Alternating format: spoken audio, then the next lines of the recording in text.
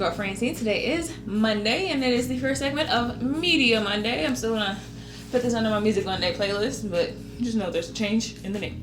But instead of talking about just music, we're talking about all things media, social media, TV, movies, music, things of that nature, just pop culture references, just pop culture things that I want to get my commentary on. And today, I'm starting off with the one thing that I hate talking about the most, but also is so annoying that I felt like I had to make a video about it, because it's just like, it's never going to go away, and it is the most annoying thing in the world, and that is cancel culture. Now, I understand in certain cases why some people get canceled, and then in other cases they don't really get canceled, and then in other cases they are canceled, but then they can be uncanceled. It's just like, what is the point? It's dumb. Okay? It's dumb. Cancel culture is stupid. But I put together 7 reasons why. Why? It's cancel culture so stupid. So let's get into it. Okay, actually it's 6 reasons. It's 1 reason and then like a 1.5 reason. But 6 reasons, let's just say. Now, the first reason is that a lot of times cancel culture takes things from like 10, 15 years ago and makes them a huge deal now. Now, in some cases, it makes sense. And then in other cases, it's like, do we really need to bring this back up? Like, if you've heard anything about, people back in the day who may have put tweets up that were controversial like 10, 15 years ago, and they are not at all the same person that they were when they put those tweets up, but of course we got to talk about it and cancel that person now. And it's like, but why? Or you can have the contrary, where there's people who have been saying racist and horrible stuff forever, and then they don't get canceled because it's kind of expected, right? You have people like, if I want to go to YouTube, I watch a lot of YouTube. You have like the Trisha Paytas, the Jeffree Star people who are just hella controversial all the time, and it's like they can say anything and nobody cares. But then you have like, when someone said something 15 years ago and now we want to make that person canceled, and it's like, well, why are we not worried about these people right here? And I say that because a lot of times we get this caveat of people having to make apologies for stuff.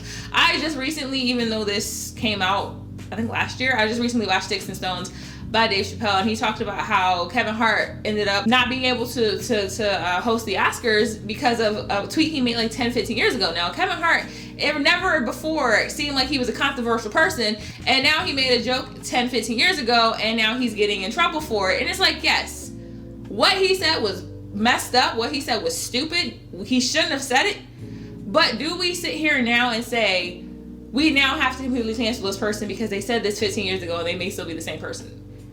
Right? And then my caveat, the 1.5, is when is it a big deal and when is it not a big deal about stuff that happened 10, 15 years ago? And the best example I can give you is the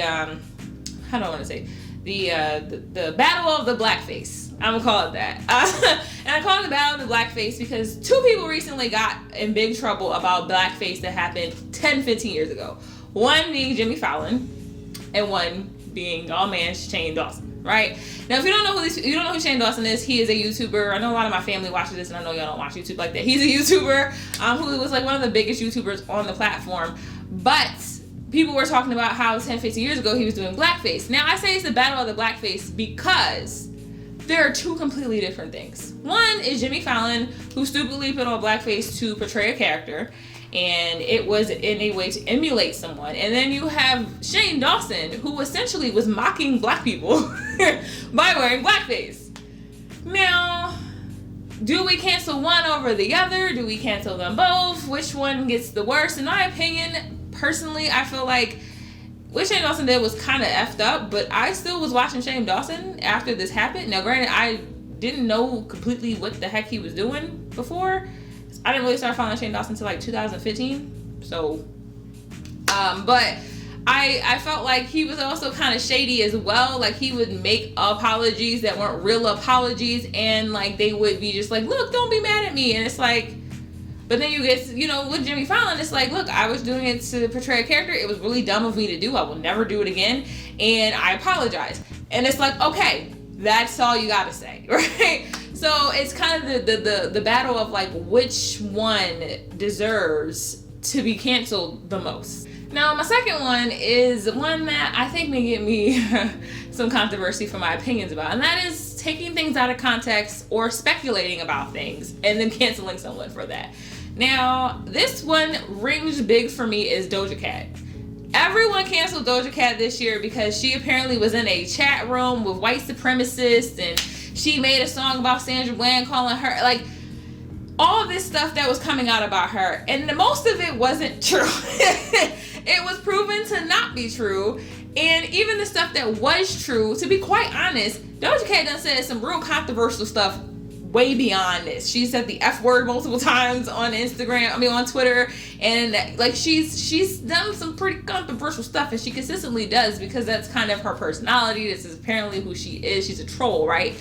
And my thing is, like, when people were attacking her, I felt like there was bias. I think a lot of people don't like Doja Cat already. There's this whole thing about her being mixed and not identifying as black, and black people were real mad about that, and the idea of the fact that, you know, she is kind of just trying to profit off of the black community, even though she is technically black. I mean, we're not having that conversation. We're not having that conversation, but you know what I mean? Like, that was already a situation that was going on, and then everybody heard, oh, she was in a chat room with white supremacists. Pfft, F her. And it's like, we get the full context. Another big thing right now that people are saying get the context for, and it's kind of a battle of who's right and who's wrong, is the whole Meg Thee Stallion and Tory Lanez situation. Now, I have my feelings about this. I'm not going to say how I feel. And Blow been acting like he guilty. My guy, like I said, let's just be real. Now, granted, this is a criminal case. We do not know. People are innocent until proven guilty, so we do not know exactly what happened. We don't know all the evidence. We were not there. But this is another situation where it's like, we weren't there. It's a situation that we don't really know about, and we're just taking little bits and pieces from things. But the difference is that this time, we have a person who was there saying what the hell happened. So number 3 on this one is, are they wrong though?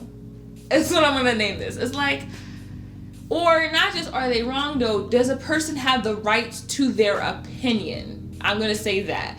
And this one goes to people like the whole Nick Cannon situation where he got canceled from Viacom. If you don't know when that happened, he said some stuff on his podcast that got people really upset. But does he have the right to his opinion, or does he have to say what's politically correct? Another person that I don't agree with, but I feel like this is also a interesting thing to look at, is Terry Crews, right? If you don't know Terry Crews, the black community ain't really messing with him. He has been saying some things that have been kind of controversial, but like, does he have the right to his opinion? Because like, this is everything he's saying is an opinion. And yes, he did get that kind of flack when he didn't defend Gabrielle Union with the whole situation with NBC. But everything besides that has really been his opinion about the black community, about things like that. So do we cancel him as a whole and be like, nah, we're not going to support that? Or are we like, all right, boy got his opinion, but we just going to let him, we're just going to not agree to disagree, essentially. The next one, which is something I already kind of touched on, is people who are just known to be controversial. Like, do we get mad at Wendy Williams for saying problematic stuff because she's freaking Wendy Williams? Like, duh. Do we get mad? There were a lot of people apparently were mad when Sticks and Stones originally came out because he said some real controversial stuff, and I watched it. Yeah, I get it. But Dave Chappelle is Dave Chappelle. Like, he was on freaking Comedy Central with a skit about a blind black Klansman. Like, no, he says some controversial stuff. He had a white family named the N-word family on his show. Like, come on.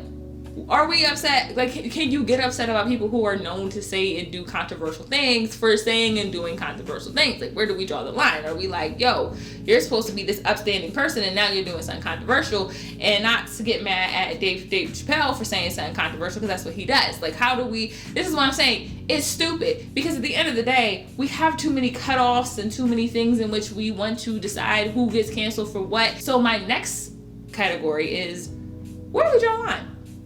Right? One other thing I did want to talk about is that, you know, do we completely cancel everything? Do I not ever watch anything this person is in? Do I never listen to anything this person has made? Do I never actually sit and go through everything. I was talking to my friend the other day. I was like, I did not know that Harvey Weinstein was the producer of Kill Bill, one of my favorite movies.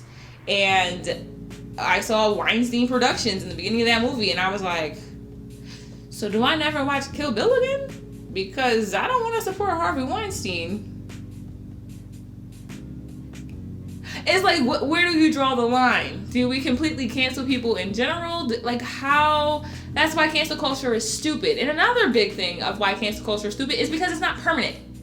Really, anyone has ever been permanently canceled, or they just don't get canceled at all. And people who deserve to be canceled, like R. Kelly and Bill Cosby, don't be in my comments about it. I don't want to hear it. And then it's kind of a bias. It's like, well, who gets canceled for what, right? Kanye West got canceled because he was in MAGA. He was wearing a MAGA hat. He was chilling with Trump, but we can't cancel Ice Cube because Ice Cube was just trying to help people. Like, how do we know what people were doing? It's so stupid. It's so stupid. And that is why I don't really think I've ever canceled anybody completely, like, besides R. Kelly, because I've been canceling R. Kelly for a while. Like, my guy is disgusting. But besides him, I really don't think I've ever canceled anybody. Even, the YouTuber people, I never really watched them. Like, I watch Shane Dawson. I guess I cancel him, but I don't really say, like, F him, like, whatever, his career needs to end. I just don't support it anymore.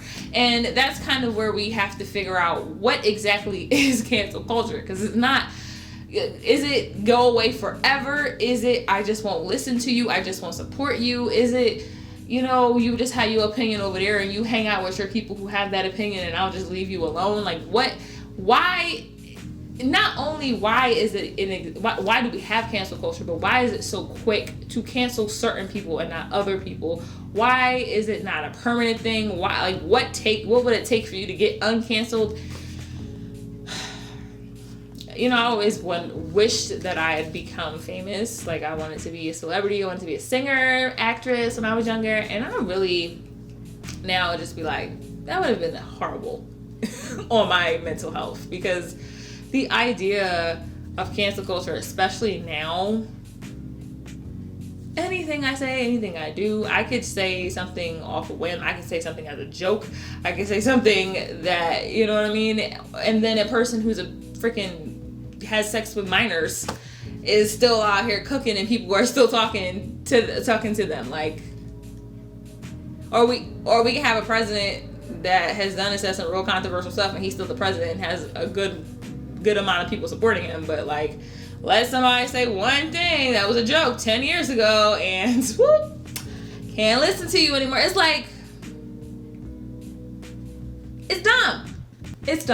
That is my rants, or I guess, no, we don't call it rants anymore. We call it commentary. That's why I changed the name. It's commentary. That's my commentary about cancel culture. I am just over it.